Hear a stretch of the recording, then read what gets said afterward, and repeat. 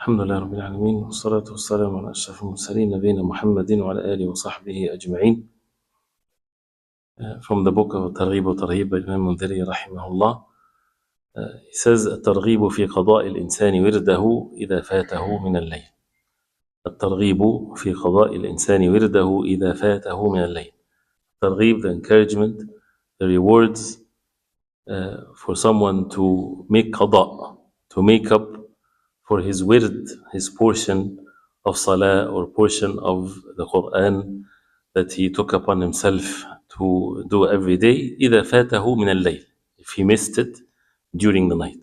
So we talked about Qiyamul Layl and the virtues of it, that it's something that a believer should not miss whatsoever, following the sunnah of the Prophet ﷺ, that he ﷺ would pray Qiyamul Layl whether he is a traveler or not. He would never miss it ﷺ unless he is sick. And when he is sick, and he would make up for the salawat or for the rak'at that he missed during the night. We heard previously in the hadith, if he was sick ﷺ, he would pray sitting in Qiyamul Layl. The fard salah, it is not permissible to pray sitting unless a person is not able to stand. But for Qiyamul Layl, since this is not an obligatory salah, if a person, even if he's healthy 100%, and he chooses to pray sitting, then he gets half of the reward of the one that is standing. But the salah is valid and he prayed Qiyamul Layl. If he was sick and he prayed sitting, he gets the reward in full, inshallah ta'ala, but it's okay, different than Salatul Fard. So here, after knowing the virtue, if someone missed it, and this is the case, as the ulama, they say, with anything that you would do on a daily basis. And as we all know that al-a'mal, or the deeds, either it's an obligatory action, then this has to be done. This is hatmul lazim. There's no excuse, there's no way to miss it.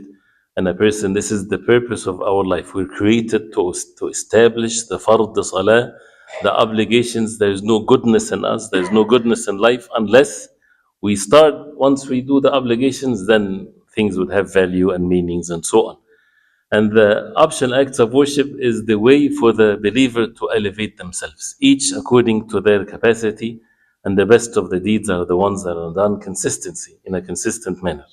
So the hadith of Umar radiallahu anhu, he said, قال رسول الله صلى الله عليه وسلم من نام عن حزبه أو عن شيء منه فقرأه فيما بين صلاة الفجر وصلاة الظهر كتب له كأنما قرأه من الليل. And this hadith is reported by Imam Muslim and others.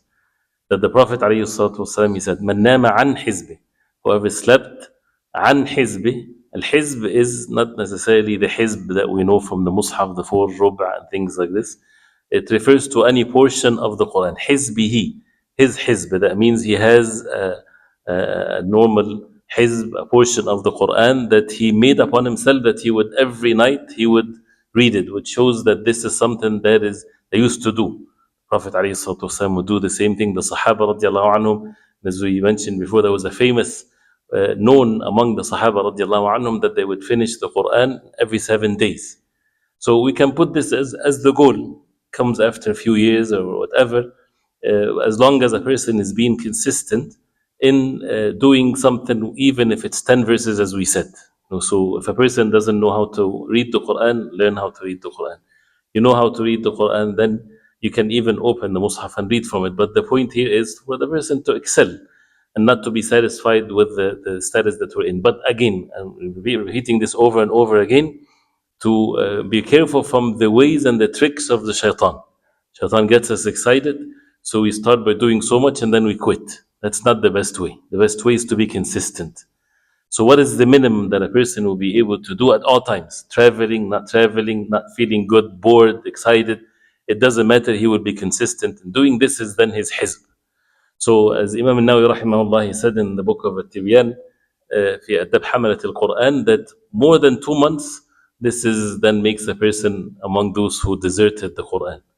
If this is for the one that know how to read the Quran. So again, to work on ourselves so that we, at least, this is the least. There's nothing mentioned more than that among the early generations of Islam. So this is the hizb. أو عن شيء منه, or you're supposed to read the juz or the half a juz or whatever that he's consistently doing, so he was tired or overslept and he missed a portion of it. Then what to do with this portion that you missed? You'll be okay with it? No. فقرأه, then he recites it. فيما بين صلاة الفجر وصلاة الظهر, between صلاة الفجر to صلاة الظهر, كتب له كأنما قرأه من الليل, it will be recorded for him as if he recited it during the night. So the virtue of having a portion of the Qur'an to be recited at night, and the importance of that, and never to miss it, and how human beings Allah subhanahu wa ta'ala created them. If you miss it and you don't make it up, that means it's loose.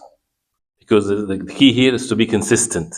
So why we always, you try to be consistent in something and then you lose it. You go back again and you lose it. Because when you miss it and you don't make it up, you would lose it. So there's a hikmah here, there's a wisdom here, that this is part of the deen. To make sure that you do, if you missed it, then between Fajr and Dhuhr, read these verses of the Qur'an. If it's rak'at, you pray 2 rak'ah after Sunnatul Isha, and witr, 3 rak'ah. The most that you pray, fine, mashallah, if it's every day. You missed it, then the next morning, then you pray 4 rak'ah. 2 rak'ah and 2 rak'ah, as the Prophet ﷺ, whenever he would miss it, the 11 rak'ah, he would pray 12 rak'ah. This is, again, if the witr is missed, which is something that should never be missed. But again, stressing the meaning of making up whatever we have consistency in, otherwise you would lose this consistency, which is the most beloved deed to Allah subhanahu wa ta'ala. So we ask Allah subhanahu wa ta'ala to make us among those who are helped and guided. This is the ni'mah of Allah. It's a great favor from Allah if someone is being able to worship Allah and make salah. How many people they're wasteful in their night, whether it's in sinful life or forgetfulness and heedlessness. So when someone sees that Allah subhanahu wa ta'ala allowed them to pray even 2 rak'ah, he should be grateful to Allah and humble himself, that it's not because he's smarter than others or better than others, but because Allah subhanahu wa ta'ala is the most merciful. وصلى الله وسلم وبارك على محمد وآله وصحبه.